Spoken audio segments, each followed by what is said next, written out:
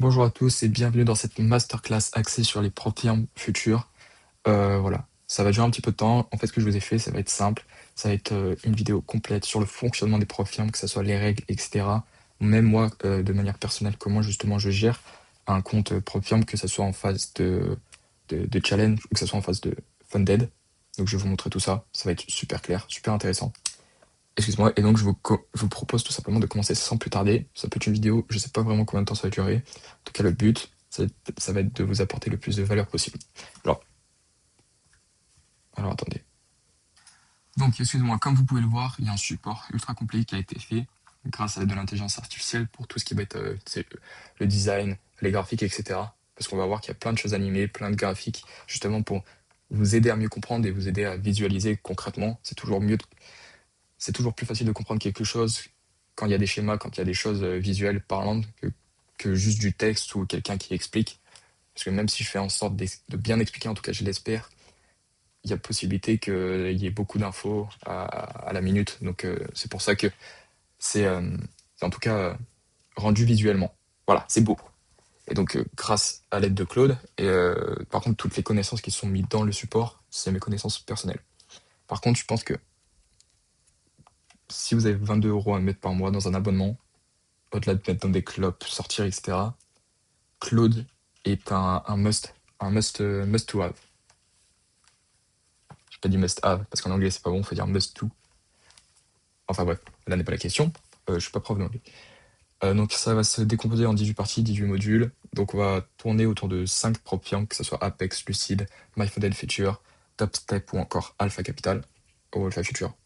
Et donc, on va se baser sur le format de 50K, des comptes à 50K, parce que tout simplement, aujourd'hui, si vous tradez en futur, vous tradez dans des profits en futur, bah, les 50K, c'est le retour, enfin, c'est les comptes qui procurent le meilleur retour sur investissement. Et donc, on va se baser sur les règles de 2026, etc. Je suis allé choper toutes les règles sur Profit en match. Il n'y a aucun lien affilié, que ce soit avec les profils ou que ce soit avec Profit en match, il n'y a aucun lien affilié. Donc c'est franchement mon expérience personnelle et l'expérience que j'ai pu avoir avec les différents traders que vous pouvez connaître sur le marché français du trading, etc., francophone, plus général. Et maintenant, je commence à m'exporter à l'international. J'ai quelques contacts avec des mecs qui tradent aux US, des Américains, donc c'est sympa. On commence à s'étendre à ma petite échelle, mais en tout cas, moi, j'essaye de me créer un réseau au-delà d'avoir une grosse communauté, de me créer un réseau de traders, etc., que je suis, avec qui je peux échanger et demander des conseils. Dédicace à Diogo Trade, notamment. Donc moi, je vous propose qu'on commence tout simplement sans plus tarder, et on va s'attarder sur la première partie qui est les fondamentaux.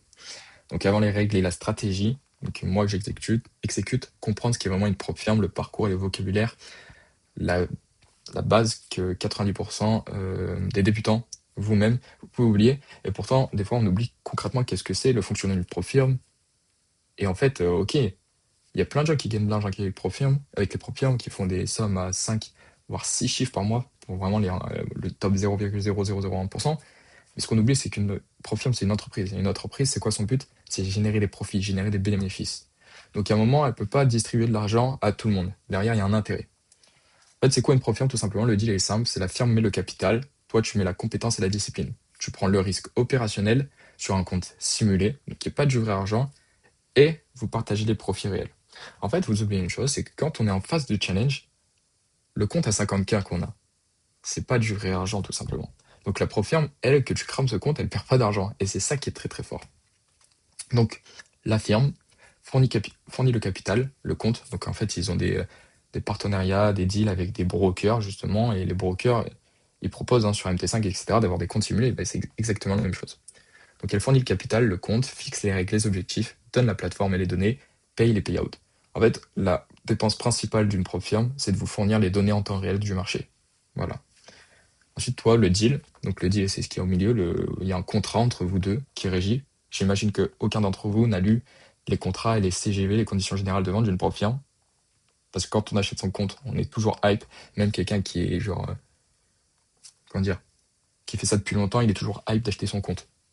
Alors qu'il fait des sous, mais il y a toujours cette petite sensation de se dire, ah, tiens, un compte supplémentaire, une opportunité de faire encore plus d'argent. Faut pas penser comme ça, mais c'est humain, tout le monde pense comme ça. L'humain est avare, l'humain est cupide, l'humain aime l'argent, l'humain aime les bonnes choses, et encore plus dans une société qui est capitalistique, sans forcément rentrer dans les détails, les débats philosophiques, sociétals. l'argent, ça nous fait kiffer. Et on sait qu'en fait, l'argent, c'est le facteur principal de la liberté. Peu importe qu'elle soit géographique, voilà, tout ça. Donc, ça, c'est la firme. Ensuite, il y a nous, traders, particuliers. Après, on verra que à un certain niveau, tu dois te déclarer, donc tu deviens une société. Donc, tu es le trader, mais tu es le trader de ta société. Donc, toi, tu apportes les compétences, l'edge. On fera une autre vidéo aussi axée sur qu'est-ce qu'un edge, en quoi les mathématiques sont importantes dans le trading. Bien qu'on puisse se dire que, ok, on trace des lignes, on comprend l'algorithme, on comprend la liquidité, on regarde le bookmap, on traite l'order flow, mais derrière, il y a toute une question mathématique. Et au-delà de l'implémenter dans sa stratégie de trading, dans sa stratégie de gestion de son money management, de son risque, de son backtest, etc., et avoir un trading qui est prédictible, il y a toute une question de mathématiques. Là, je me sens bien. Ah, expertise. Ensuite, il y a tout ce qui va être respecte le risque à la lettre. Donc, nous, respecter les conditions que nous donne la propre firme. Parce qu'ok, on se met des conditions et on se met des règles dans notre propre trading, mais on a également, à notre stratégie, ajouté les règles que les propres firmes nous soumettent. Ensuite, il y a tout ce qui va la discipline jour après jour et générer le profit. Ça, c'est un autre truc. Résultat, un partage des profits de 80 à 100%, ça dépend des firmes, en ta faveur selon la firme. Tu ne risques jamais ton propre capital de marché, seulement le prix de l'évaluation. Faut savoir que le profit split, donc les profils qui prennent 20% de ce que vous faites en payout, c'est pas ça qui leur apporte le plus. Franchement, ils se gavent pas là-dessus. C'est vraiment sur les challenges et sur les frais d'activation qui font leur pain. Ça leur ajoute un peu de prédictible sur des personnes en fait qui de base leur font perdre de l'argent parce qu'ils passent des challenges. Mais en soi, les personnes qui leur font perdre de l'argent parce que c'est des personnes qui font des payouts, etc., leur apportent de l'argent parce que ces personnes-là reprennent des challenges au sein même de leur propre firme. Parce que vu que tu vas passer tes challenges et tu vas faire des payouts chez une propre firme, tu vas dire, ah bah avec cette propre firme, ça marche, donc les challenges, je vais continuer à les acheter chez cette propre firme. Donc en fait, tu lui fais gagner de l'argent perpétuellement. Donc étape 2, tout ce qui va être sur le parcours. Comment se passe un parcours chez le propre firme? Je passe rapidement parce que ça, je pense que vous avez tous connaissance de ça, mais ça peut être sympa pour les personnes qui découvrent justement ce monde des propres firmes et qui vont découvrir par cette vidéo qu'est-ce qu'une propre firme. Déjà, si vous cliquez sur cette vidéo, c'est que vous savez ce que c'est une propre firme, mais peut-être que vous souhaitez en savoir plus. Il n'y a pas vraiment de masterclass vraiment spécifique sur les propres firmes, sur le monde des propres firmes, en tout cas en trading. Donc, je trouve que cette vidéo a du sens et cette vidéo doit devenir en tout cas comment on appelle ça? La vidéo, il y a un mot pour ça, je ne l'ai pas. La référence, justement la vidéo référence sur le fonctionnement des propres firmes futures. Ça marche globalement, c'est le même fonctionnement pour une propre firme CFD, mais moi je trade les marchés américains, donc je trade le marché futur et je trade avec des propres firmes futures. On pourra faire une vidéo où vraiment j'explique le distinguo, la différence entre une propre firme CFD et une propre firme future. Déjà, il y a un coût du spread qui est vraiment rien à voir, des conditions de trading vraiment à l'instant T, vraiment en direct, enfin, c'est beaucoup plus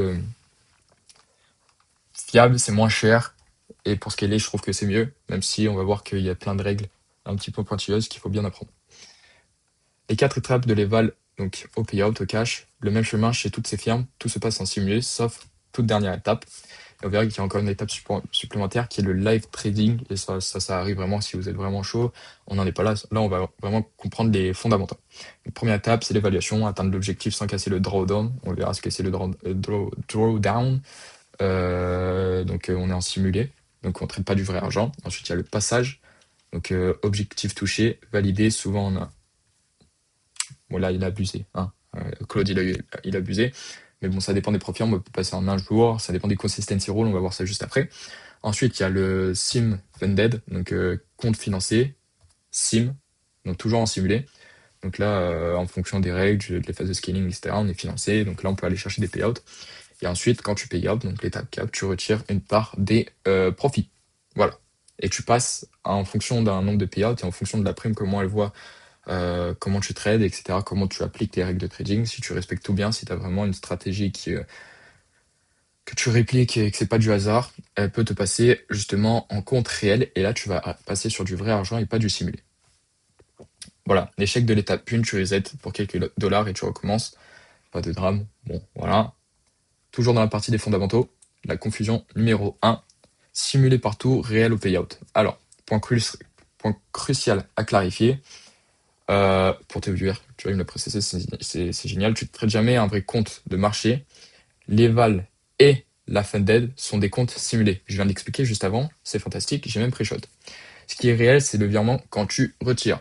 Donc la phase Eval plus Undead, 0 € de marché en risque, tes ordres passent dans un environnement simulé, tu ne peux pas perdre plus que le prix de l'évaluation. C'est ce qui rend l'erreur coûteuse et l'apprentissage possible. Donc en fait, c'est ça l'intérêt du retour sur investissement, c'est que tu payes un compte.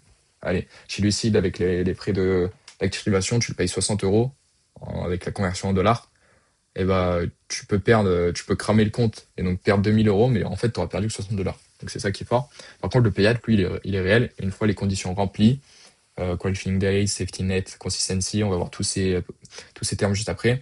Tu demandes un retrait, la firme te paye en argent réel selon le split, donc si c'est 80% ou 100%, c'est la seule étape cash du parcours. Et après, il y a toute la phase, à force de faire des payouts, tu peux passer en réel, et là, par contre, tu vas trader avec du vrai argent, mais sans forcément en ayant investissant plus. Le vocabulaire, le plus intéressant, et là, je vous demande d'être attentif, de même noter sur une feuille, si ça peut être nécessaire, ou de mettre pause à la vidéo, etc. Franchement, même ouvrir l'application Notes là sur votre téléphone, franchement très utile. Euh, voilà, tout le reste de la vidéo, il le dit, va reposer sur ces termes, on pose des bases. Voilà, ça, si tu connais pas ces termes, ne te lance pas en trop firme, parce que tout simplement, t'es obligé de comprendre ces termes pour comprendre les règles. Donc on va passer par le drawdown. Selon moi, le terme limite le plus important dans Propium, que ce soit, etc., c'est ta perte max autorisée. Si ton solde descend sous ce seuil, le compte saute. Ok. En fait, il faut se dire que quand tu as un compte, tu vas acheter un compte à 50 000, tu vas avoir un drawdown max de 2 000. Bah, si tu descends en dessous de 48 000, ton compte saute, en l'occurrence. Si tu perds 2 000, tu n'as plus de compte. Tu dis au revoir, bye bye, et il faudra repayer. Et ça, c'est compliqué. Il y a beaucoup de. Ce système de drawdown est très peu compris par certaines personnes. Parce qu'en réalité, quand tu achètes un compte à 50 000 avec un drawdown de 2 000, en soi, ton capital que tu peux trader, c'est 2 000. Parce que tu peux risquer que 2 000 maximum. Vu que tu peux pas perdre plus de 2 000. Donc en fait, c'est un peu une illusion de se dire j'ai un compte à 50 000, j'ai un drawdown de 1 000. Bah, justement, si pour vraiment avoir ces 50 000, donc ton capital, que ce soit vraiment 50 000 et que tu peux risquer 50 000, bah, faudrait que ton drawdown soit de 50 000. Or, il est de 2 000. Ensuite, il y a le trailing, donc c'est un autre type de drawdown. C'est le trailing drawdown, donc c'est un drawdown qui monte avec ton plus haut et ne redescend jamais. Donc ça, c'est ultra piégeux. Et maintenant, il y a beaucoup de pro firmes qui proposent des comptes où il n'y a pas ce trailing. Mais chez Apex, notamment, qui est l'une des plus grosses pro firmes, celle, je pense, la numéro 1 avec Topstep, proposait justement ce trailing drawdown et beaucoup de personnes se faisaient piéger parce que tu as du trailing drawdown qui peut te suivre pendant tes positions. C'est-à-dire qu'aujourd'hui, je lance un trade, ok? Donc je suis à BE, je suis à 50 000, je vais monter à 53 000, ma position reste ouverte. Et donc là, le drawdown de 2 000 va suivre, et donc mon drawdown, il va plus être à 48 000, il va être à 51 000, et ma position ne va pas être clôturée. Sauf que si pendant la position, tu vois, je me mets BE à plus 1000, ok? Je me fais break-even durant la position, je sais pas si vous comprenez. Et ben mon compte saute, parce qu'en soi, le trading drawdown, la prop firm, aura, en tout cas dans sa tête, et selon ses règles, aura dit, ok, il était à plus 3000, mais il est redescendu à plus 1000. Donc en fait, sur sa position, il a perdu 2000.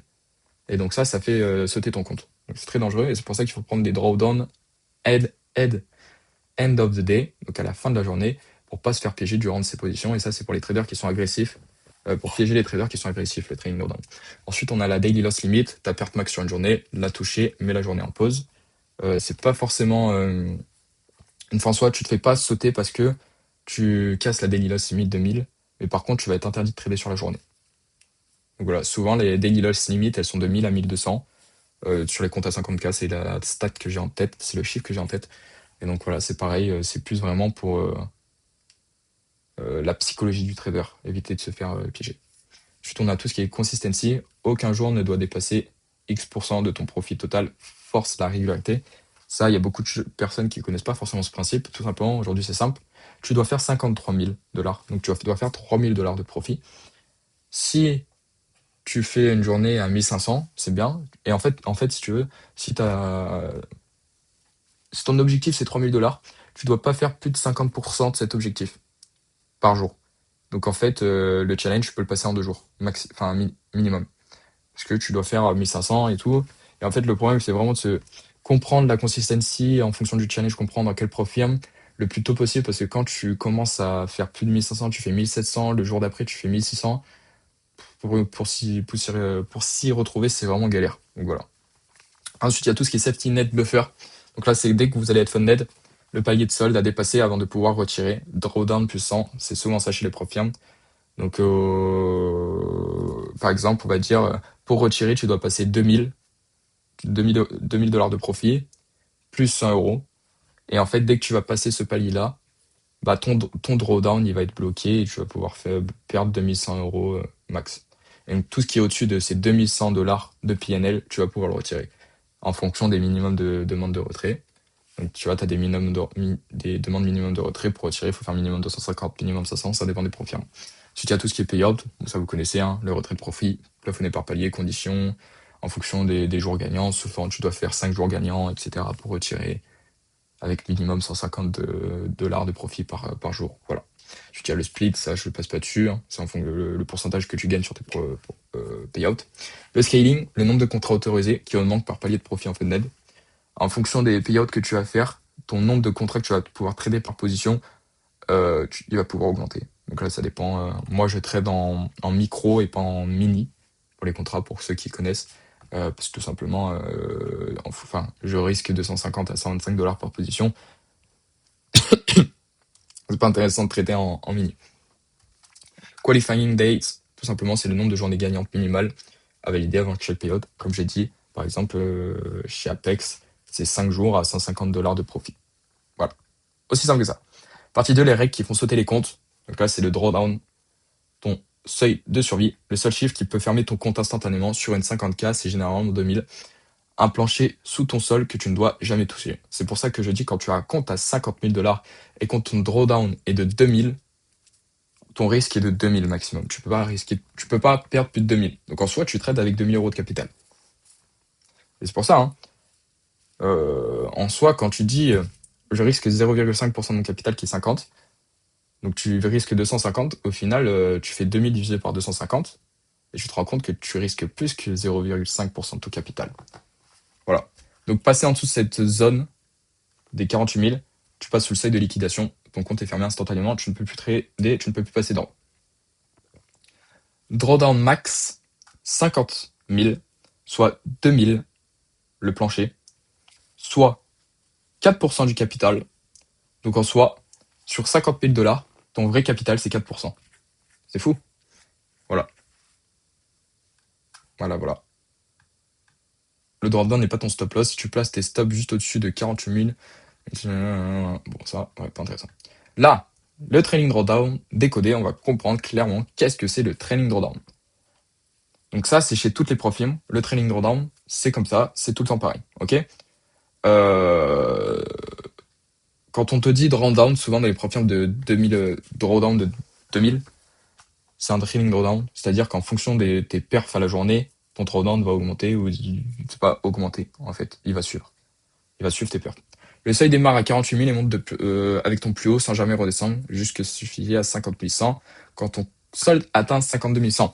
C'est le safety net qu'on a expliqué tout à l'heure. Alors voilà, tu vois, ça monte par palier. Aujourd'hui, je suis là. Donc mon point de départ, c'est 50 000. Que tu descends en dessous de 50 000, ça reste bloqué à 48 000. Par contre, tu augmentes, tu passes au-dessus de la barre des 50 000, le drawdown va suivre et va se mettre à jour, toujours avec 2000 de delta, 2000 de différence, pour toujours être c'est proportionnel. Donc voilà, tu fais plus de 1000, ton drawdown fait plus de 1000. Par contre, tu fais moins 1000, ton drawdown reste toujours ton drawdown descend de 2000. Par contre, il reste bloqué, il peut pas descendre en dessous de 48 000. Je pense que ça a été assez compréhensible. Et donc, justement, en phase de payout, quand tu passes en simulé funded, quand tu es financé, dès que tu vas passer à 52 100, ton drawdown, il ne pourra plus jamais passer en dessous de 50 100. Et là où c'est fort, c'est justement, demain, tu peux faire une série de wins et être à 55 000, ton drawdown va toujours être à 50 100. Et ça, c'est fantastique parce que ça veut dire que ton drawdown d'être de 2000, il passe de 55 à moins 50 il passe de 4900 de drawdown. Donc en phase de funded, c'était vraiment intelligent, t'as vraiment un trading posé avec une bonne stratégie, un bon money management, une bonne gestion du risque, tu peux augmenter ton drawdown de façon énorme et et aller chercher des payouts beaucoup plus conséquents, etc. Donc ça, c'est fort. Donc imagine le jour où tu as 5 comptes et les 5 comptes, tu as réussi à les mettre à la safety net et que, en fait, t'es trop bien, t'es tranquille. Le plus dur, en fait, vraiment, c'est pas forcément le challenge. Le plus dur, c'est de monter à cette safety net. Une fois que tu as la safety net et que tu arrives à dépasser la safety net, t'es t'es aux, t'es aux anges. End of the day versus intraday. Là, je vous demande d'être très attentif. Waouh. Oh, Yahoo. Très attentif. C'est le plus important. Donc, je vous ai dit, cette phase de drawdown, c'est le truc le plus important en Profium. Si tu as compris le drawdown, pour passer les challenges, ensuite, c'est beaucoup plus simple. Et même quand tu vas acheter des challenges, tu vas moins te faire douiller, tu vas savoir lire entre les lignes, etc. Voilà. C'est ça le but de cette vidéo. Même montant de drawdown, toujours 2000 $ sur un compte à 50 000. De façon radicalement différente de les calculer. C'est le réglage le plus important et le plus mal compris. End of the day, donc c'est le plus tolérant. Et souvent, du coup, c'est le compte chez Apex, par exemple, qui est plus cher que le intraday. Logique. Seuil recalculé une seule fois à la clôture de marché. Figé toute la séance suivante. Tous tes mèches intraday ne tuent pas. Un daily loss, pause de danger, ne bridge pas. Le bon choix, si tu as des stops larges ou tiens tes positions. Donc là, globalement, c'est si toi, tu fais pas t'as pas un stop suiveur. Si t'as pas dans ta stratégie, t'as pas de trailing stock, donc durant ta position, tu fais pas le stop suiveur, il te faut du end of the day. Voilà. Parce que le seuil, il reset à chaque fin de journée. L'intraday, je l'expliquais tout à l'heure, c'est le plus piégeux parce que tout simplement, seuil qui trail en temps réel sur le pic. Donc même sur les profits qui ne sont pas réalisés. Donc sur ton PNL en cours, si tu as des positions en cours, et donc tu peux avoir une position à plus 9000, si tu n'as pas de trailing stop, si ton stop il reste fixe, tu ne le bouges pas, ta position, donc tu as plus 9000, elle passe à plus 7000, ton compte il saute. Voilà, ultra piégeux. Et ça le montre là, hein, regardez. Donc là, tu as les profits, le trailing stop, il suit. Par contre, ta position, il y a un moment, il y a un pouf, elle chute. Pourtant, sur la position, tu es toujours en profit, donc je perds pas d'argent dans les faits. Mais vu que ton trailing stop est suiveur, suis ta position, suis tes gains en cours, tes gains encourus, tu te fais breach et tu fais sauter le compte. Voilà, j'ai perdu énormément de comptes comme ça parce que je comprenais pas. Et en fait, si tu lis pas, en fait, c'est simple, acheter un compte profit, voilà, que tu lis pas les règles et tu sais pas ce que c'est un intraday. Donc en fait, tu vois drawdown de 2000, mais pourtant le compte, ça te met un intraday. Tu dis logique, ok, ça, je vois pas trop ce que ça veut dire. Bon, pour moi, j'ai un drawdown de 2000, donc je pense que ça va être comme ça. C'est faux. Et là, le spike non sécurisé tire le seuil vers le haut, le retour en arrière vient le percuter. Voilà.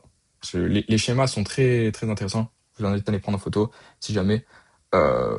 C'est le truc le plus important en Profirm, et notamment chez Profirm Future, et c'est ça qui différencie des Profirm CFD. C'est qu'il y a cette différence des deux styles de drawdown, le end of the day qui est le mieux. Et si tu as demain, tu à en prendre en compte, même si tu as un training stop, prends le end of the day, tu seras toujours plus tranquille. Parce que demain, sur une position comment une position et que tu peux faire du training stop d'habitude, et là tu es sur une position où vraiment tu as un gros PNL, etc. Tu te dis bon, c'est bon, tranquille, ça va jamais revenir. Il peut se passer une petite news écho où tu oublies justement de training stop, tu te fais démonter. Safety net buffer, on l'a expliqué tout à l'heure. Souvent les minimums de retrait, je vais prendre par exemple, c'est 500 $. Donc regarde, safety net et buffer, tu ne retires pas dès le premier dollar de profit, il faut d'abord franchir un palier de solde. Le safety net chez Apex ou buffer, c'est le même terme. Enfin, c'est le même principe, c'est juste différents termes. Sur une 50K, départ, plus drawdown, plus 100. Donc tu prends ta base de 50K, le drawdown qui est de 2000, donc tu rajoutes 2000, plus ces 100 $ qui est le safety un peu. Et donc c'est monté à... Et là, ça monte très bien. Donc tu as ta base de 50 000, safety net, tu passes à 5200, sol minimum retrait, souvent c'est 500 $. Donc en fait, pour avoir ton premier payout, il faut faire 2600 $ de profit. Et donc là, tu peux débloquer les retraits. Donc voilà, excusez-moi. Donc après un payout, une fois ton premier retrait fait, ton seuil de perte se verrouille souvent à solde plus 100 $. Par exemple, oui, c'est clair, ne redescend jamais sous ce palier. Le solde sous le buffer égale compte fermé. La consistency, deuxième chose la plus importante, selon moi. Aucun jour, ne doit dépasser X% du profit total, c'est en fonction, ça va de 30 à 50. Donc t'as 30, 40, 50. Globalement, c'est les seuls trucs que j'ai vus. Sauf que le X% de la phase où il s'applique change à chaque firme et à chaque compte. Donc voilà, faut faire un petit test, etc., faire ses calculs avant de prendre un compte en fonction de ce qui est. J'ai pris 50% parce que 50%, souvent, c'est ce qu'on retrouve le plus régulièrement chez les profirmes. Exemple, règle à 50%, profit de cycle. Donc on va dire que ton profit de cycle, c'est 2000 $. Donc pour retirer, par exemple, tu as fait 2000 $ de PNL. Et donc, en fait, on va regarder la consistency si tu as suivi. Et donc, la consistency, si c'est 50%, tu dois pas avoir un jour qui fait plus de 1000 $. Dans ce cas-là, si tu as un jour qui fait plus de 2000 $, tu vas devoir égaliser et revenir à la consistency en tradant du coup plus longtemps. Et donc, en fait, ça ralentit le processus, que ce soit de passer des challenges ou de demander des payouts. Donc, c'est pour ça qu'il faut faire très attention. Ton plus gros jour doit rester inférieur ou égal à 1000 $. Voilà. Plus gros jour, 1000 $, 50%. Autre jour gagnant, il faut profit total inférieur ou plus gros, inférieur ou égal à 1000 au plus gros jour. Ah non, faut le ouais, ok. Donc là, tu vois, 600, 400, on a inférieur, on est égal ou supérieur à 1000. Ok? Simple. Je pense que c'est compréhensible pour tout le monde. La somme des deux jours est égale à 1000. Voilà. Et donc là, on a des règles pour certains comptes, les comptes principaux des profils à 50K. Chez Apex, Consistency à Level, t'en as aucune. C'est pour ça d'ailleurs que c'est la profile préférée des mecs qui scalent et qui ont beaucoup de comptes. Tout simplement parce que demain, tu peux acheter 20 comptes et passer les 20 comptes en un jour. Il n'y a aucune autre profile qui propose ça. Par contre, en Funded, et c'est là où justement le processus de payout est plus long, c'est que tu as une consistency de 50%. Donc total minimum 6 jours égale 1000 $, bah, tu dois pas faire plus de 1000. Voilà. Si ton meilleur jour est de 1000, voilà. Et pas plus de 2000. Lucid Flex, 50%. Et c'est pour ça que Lucid Flex, actuellement, c'est, selon moi, mon compte préféré, tout simplement parce que tu as une consistency à l'éval. Donc, tu dois la passer maximum en 2 jours. Parce que c'est l'objectif, c'est 3000. Donc, tu dois pas faire plus de 1500. Je sais pas pourquoi ils ont mis 2000 éval. Ils étaient bourrés, je pense. Et il était bourré parce que je lui ai envoyé des règles. Je comprends pas trop pourquoi il m'a fait ça. Enfin, bref. Et donc, par contre, en Funded, t'as aucune consistency. Par contre, t'as des petites règles. Voilà, il faut faire minimum 5 jours de trucs. Mais ce qui est bien, ça veut dire que demain, sur un trade, sur une journée, tu fais plus 3000, tu sais que tu es au-dessus du buffer de 50-200, etc. Tu peux vraiment minimiser ton risque et vraiment trade tout doucement, en prenant aucun risque, etc. Et juste faire la limite de ce qui demande pour faire le payout, qui est 5 jours de trading, etc. On verra juste après. Et donc, Lucid Pro, par contre, voilà, c'est pour ça que je comprends pas trop l'intérêt de. En fait, c'est contre l'intérêt, c'est que tu peux demander des payouts plus rapidement et tout. Mais franchement, il n'y a rien qui teste le Lucid Flex. T'as les MyFunded.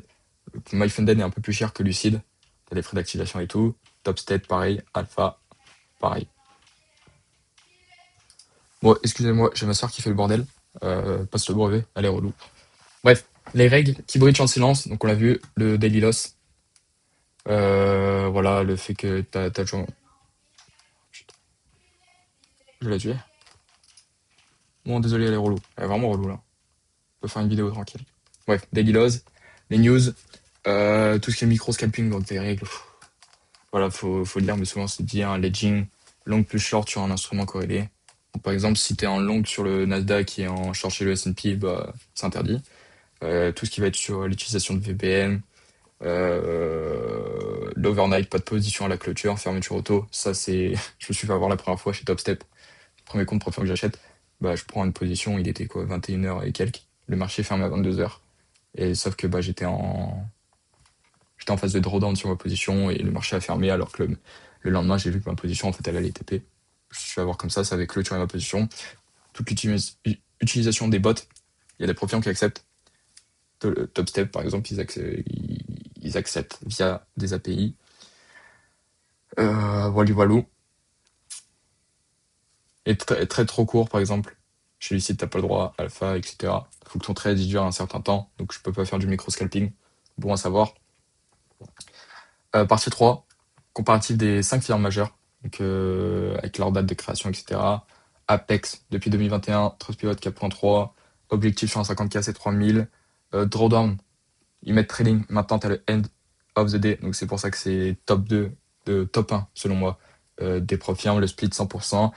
Le seul truc chiant, c'est la consistency en phase de funded. Et encore, voilà. Lucid, depuis 2025, je vais finir par Lucid. MFF, MyFunded Future depuis 2023, 4.54 Trustpilot. 3000, donc la petite astérix, ça dépend des types de comptes. Mais j'ai pris pour le compte, je sais plus c'est quoi comme compte. Enfin bref. 3K, maximum loss limit, donc le drawdown max c'est 2000. Split 80 ou 90% en fonction. Pareil, c'est des options, ça fait augmenter le prix du challenge. C'est pour ça que je l'ai mis top 4, parce que selon moi, je crois que c'est la plus chère de toutes. Et consistency, en funded, aucune. Si vous avez le plan flex, bon après les contrats, c'est pour les mini, mais vu que globalement, si vous avez 50K, vous tradez tous en micro, normalement vous êtes large. Top step, la plus ancienne, si vous voulez commencer par un compte, je vous conseille de commencer par Top Step, qui ont leur plateforme Top Step X, c'est simple à comprendre. C'est pareil que TradingView, parce que ce qui est embêtant avec les autres plateformes, c'est souvent c'est Tradovet, NinjaTrader, et c'est des plateformes un peu complexes à utilisation pour une première expérience. Donc commencez par Top Step pour prendre en main déjà l'écosystème des marchés futurs et des profils futurs. 3000, pareil, trading. Je crois qu'il y a un head of the day, il me semble, je suis presque sûr même. Split 90, pas de consistency.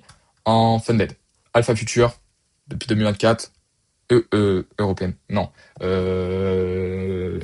Prop firme anglaise, United Kingdom, Royaume-Uni, 3000. Drawdown, un peu plus confortable, 2500. Consistency en funded, toujours pas. Et les prix, globalement, on est sur une même gamme de prix, hein. C'est-à-dire, si on prend en compte les frais d'activation, parce que si je ne prop firme future, vous avez des frais d'activation. Mais du coup, quand vous passez le challenge, vous réussissez le challenge, vous allez devoir payer 150 $, justement pour avoir accès au compte financé. Mais ça reste toujours moins cher que du CFD. Mais donc, avec frais d'activation, on est à 90 $, de moyenne le compte. Ce qui est vraiment très honnête. Et chez Lucid, c'est 60 €, c'est 70 $. Et Lucid, c'est.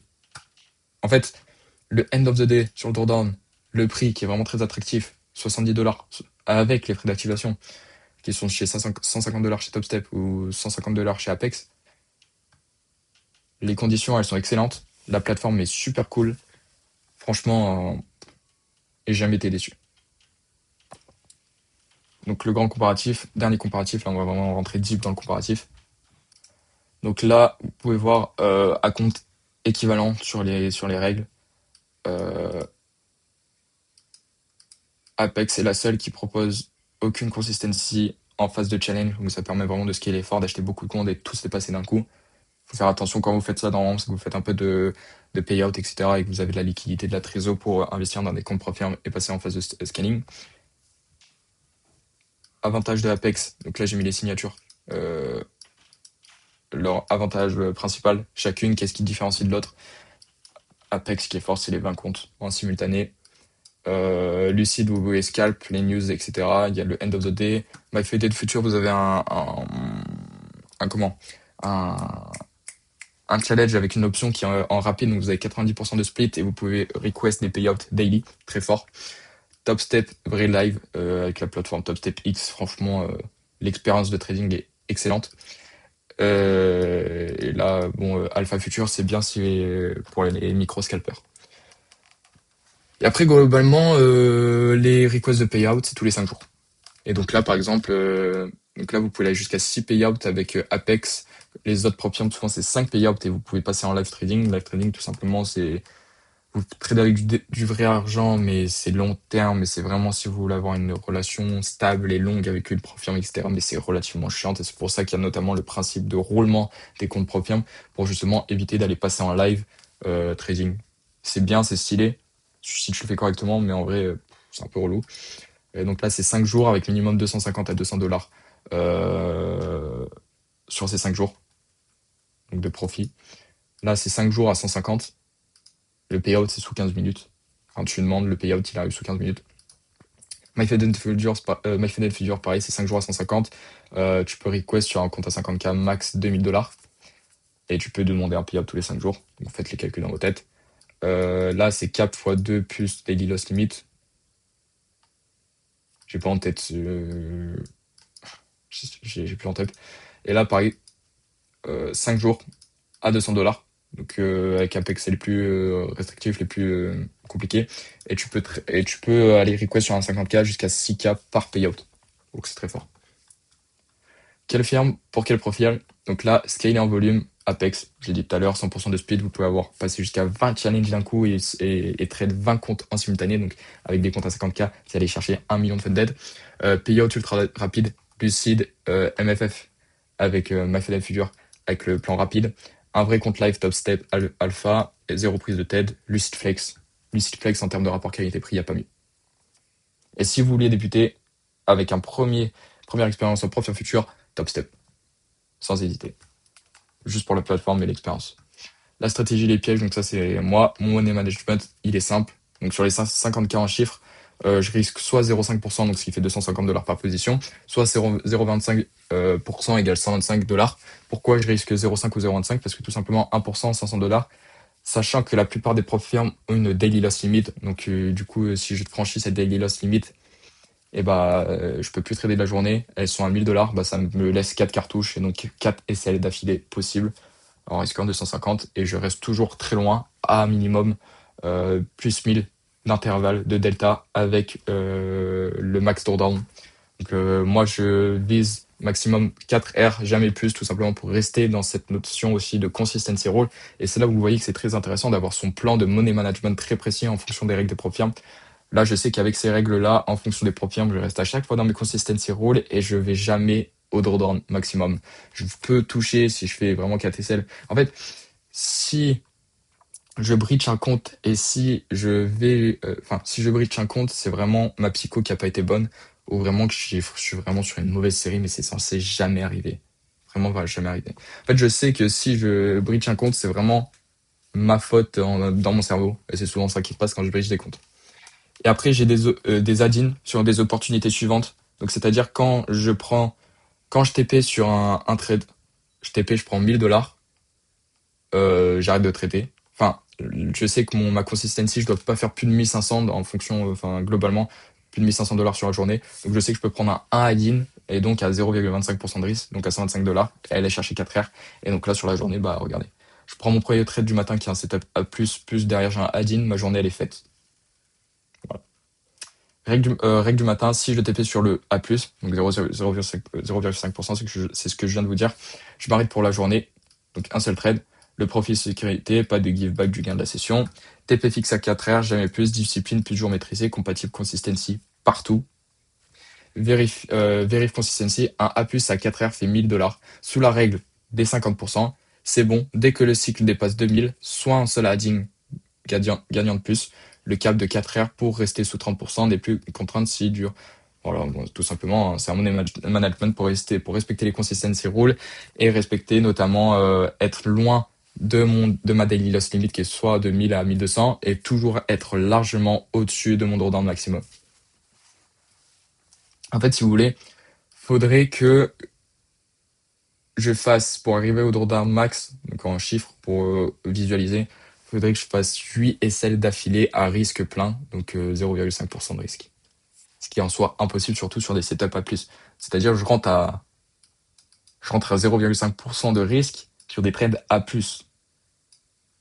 Donc quand je vois que le setup n'était pas A+, je vais risquer 0,25%. Voilà. En fait, ça peut être long du coup de passer un challenge, ça peut être long d'aller chercher le payout, mais en fait, c'est ce qui vous fait gagner de l'argent, économiser de l'argent en fait d'avoir un money management pareil. Et donc moi, mes plans de journée type, c'est simple. Une règle qui élimine 90% des décisions émotionnelles. 1 à plus le matin ou l'après-midi, ça dépend, sauf opportunité claire.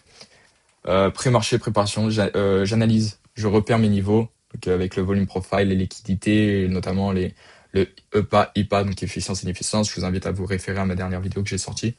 Aucun trade impulsif avec ce plan. Le matin, ouverture, le A+ du matin, 0,5%. Le meilleur setup de la session, risque 250, cible RR, cible 4, donc plus 1000 $. Un seul vrai money trade. TP touché, oui, je m'arrête. Une journée, un trade profit sécurisé, pas de encore un pour la route. Et ça, c'est vraiment, en fait, ça, c'est des hacks psychologiques si vous les mettez en place. Franchement, c'est tout droit pour vous. Si opportunité add-in de 0,25%, si seulement le A+ est déjà pris, le setup est clair. Risque 125$, risque cible 4R plus 500$.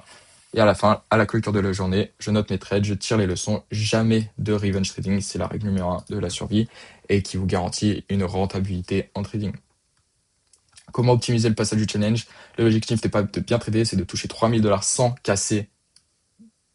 Hein? Ah oui, sans casser le drawdown de 2000$, pardon. Au moindre coût et au moindre risque de reset. Choisissez le bon modèle de drawdown. End of the day si stop large. Position tenue. Intraday seulement si tu sécurises vite tes gains en cours de position. Connais l'emplacement de la consistency. Apex égale aucune en éval. Tape librement. Tu peux aller chercher des gros PNL en phase de funded, en phase de challenge pour aller chercher plus rapidement la phase de funded. Lucid Flex, MyFunded Future, Top Step Alpha, 50% en éval. Étalé. Donc ça étale. Si tu es sur une bonne série, tu peux passer ton challenge en 2 jours. Garde de la mâche sous le seuil. Ne trade jamais le drawdown comme un stop 48 000 n'est pas ta zone d'invalidation. Voilà, c'est pour ça. 0,5% de risque maximum, selon moi. Tu peux risquer 1%, mais il faut vraiment que tu aies du backtest et beaucoup de data sur ta stratégie. Il faut que tu sois sûr de toi. Et il faut que ces 1% de risque, ça soit des trades pas A+, mais des trades AA, des trades A++, AA+, comme tu veux. Profite des promos. Beaucoup de personnes te diront que si les profils font des promos à moins 90%, etc., c'est de la trappe pigeon. Oui, mais si tu as un bon système, comme je viens de le faire et comme je viens de t'expliquer, il n'y a aucune raison que tu deviennes le pigeon de la profil. Et va jusqu'à moins 90%, les resets coûtent peu, mais ne stockpile pas, interdit chez Apex. Stockpile, c'est-à-dire achète les 20 comptes d'un coup. Tu peux accumuler 20 comptes, mais il faut que tu les achètes. Tu en achètes 5 par semaine. Tu n'achètes pas les 20 d'un coup, sinon Apex, ils vont pas te rater, mon pote. Je prends l'exemple d'Apex parce qu'il n'y a que Apex qui fait ça. Passage type, 50K Apex. Jour 1, A+, matin, 0,5%, je prends 1000, je m'arrête. Jour 2, 1 A+, plus 1 à DIN, 1000 à 1500. Profit étalier, 3000$ touchés. Donc il s'est trompé un peu sur les calculs. On va dire que j'ai fait 1500 sur la première journée, etc. Parce que j'ai fait 1 plus 1 à DIN, A+, plus 1 à DIN le lendemain. Sur Apex, je peux même tout passer le premier jour. Mais moi, avec mon management, je me permets pas ça. Or, sur Apex, il est vrai qu'à certains moments, je peux quand même me poser la question de si c'est utile ou pas. Profit étalé, aucun jour de domine, 3000$ touchés, validé sans frôler les 48 000, 7 jours pour activer la PA. Donc, une fois que vous passez un challenge, vous allez recevoir un mail de Apex directement pour vous dire que vous allez valider le compte. Ensuite, vous allez attendre 1 jour ou 2 jours pour recevoir le mail de confirmation où là, vous allez devoir payer les frais d'activation si vous les avez pas payés dès dès l'achat du challenge. Ce que je vous conseille de faire, ne pas payer les frais d'activation si vous n'êtes pas sûr de passer le challenge. Si vous débutez, en tout cas, ne payez pas les frais d'activation, ne prenez pas des comptes avec les frais d'activation déjà payés. Pour prendre un compte avec les frais d'activation déjà payés, faut être sûr de soi. Faut avoir de l'expérience et faut avoir déjà passé des comptes. Si c'est la première fois que t'as pas forcément payé de compte, c'est vraiment pas intéressant. Optimiser la phase funded. Si tu ne cherches pas à passer, tu cherches à retirer régulièrement sans casser le compte. Le choix du type de compte fait tout. Les gars, allez chercher des gros payouts à 10, 20 000. C'est une mauvaise idée. Prenez les 500$ quand vous pouvez les prendre. Réellement. Déjà, tu vas goûter au fait de faire un payout. Et c'est beaucoup plus facile de faire un payout à 500$ qu'un payout à 5000$. C'est logique. Et en fait, juste de prendre de l'argent quand il est à prendre, déjà, vous allez avoir une satisfaction en vous-même que demain, vous pouvez prendre 500$, mais vous les prenez pas et vous attendez d'être, par exemple, à 3000$. Si des 500 à 3000, vous perdez tout, vous allez être au fond du trou. C'est encore pire de cramer des challenges, etc. Le pire de pire, c'est d'avoir été en capacité de retirer des payouts et de ne pas l'avoir fait et d'avoir tout cramé. Prends des comptes sans consistency funded. Voilà pourquoi Apex c'est bien, mais si tu es en phase scaling. Respecte le safety net buffer avant de retirer. Retrait des 50 de 600, ne descends jamais sous le buffer après payout. Coche tes qualifying day, 5 jours gagnants minimum. Voilà. Cale ta cadence sur les caps, paliers qui montent ou daily. Donc là, c'est vraiment voir les règles de payout en fonction. Le premier payout, ok, je peux retirer max ça. Le deuxième, je peux retirer max ça et tout. C'est bien prendre en compte, etc. Notamment dans la gestion du money management. C'est le plus important, Propium. Multiplie via la rotation copy trading. Apex jusqu'à 20 comptes, même ID, même email. Respecte les règles de copie de chaque client. Attention, il y a des nuances. Donc c'est bien d'utiliser des copieurs des logiciels qui permettent de trader plusieurs comptes Profium différents. Mais attention, il y a des règles, c'est-à-dire on peut pas trader de même manière un compte Apex, un compte Alpha, etc. Si le compte consistency étale les profits un plus gros jour supérieur ou égal à X% du cycle, à 50%, il faut total. Ouais, il y a des maths, j'ai pas envie. Le no consistency funded t'évite tout ça, d'où ton choix par défaut. Donc c'est mon choix personnel. Je suis en phase de scaling. Mon but c'est d'avoir le plus de comptes Apex. Et bah, je sais que grâce à ça, je vais pouvoir faire des cycles de 5 comptes Apex et justement aller chercher les phases, valider mes challenges rapidement. Les erreurs qui font fail. Donc ça c'est personnellement ce qui m'est arrivé. Le drawdown comme stop, laisser courir une perte jusqu'au seuil, interdit, flatline une seule fois. Surrisquer après une perte, le revenge trade, psycho. Trader les news sans vérifier. Empiler des comptes pour les blow-up. Le stock pinging est explicitement interdit sur Apex, tu risques le bannissement. Donner tout le give up, ne pas sécuriser un profit ouvert, surtout en intraday où le seuil a déjà monté. Ignorer la consistency, scalper trop court, trader sans plan ni stop. Si tu as regardé la vidéo jusque-là, je te demande de commenter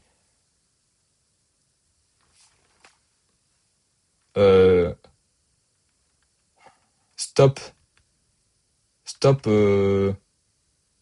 stop au cramage.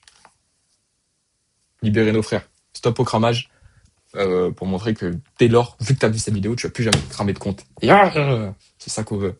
Donc à toi de jouer, n'hésite pas à t'abonner à cette chaîne, ça fait plaisir. Je vais essayer de vous donner cette valeur, cette masterclass, ce guide, ce en 18 modules. Ça c'est un truc, je pourrais vous le vendre 500$. Donc n'hésitez pas, mon PayPal, non je déconne, mais abonnez-vous, ça fait toujours plaisir. Et n'hésitez pas à échanger avec moi si jamais vous voulez qu'on discute, pourquoi pas, qu'on s'appelle.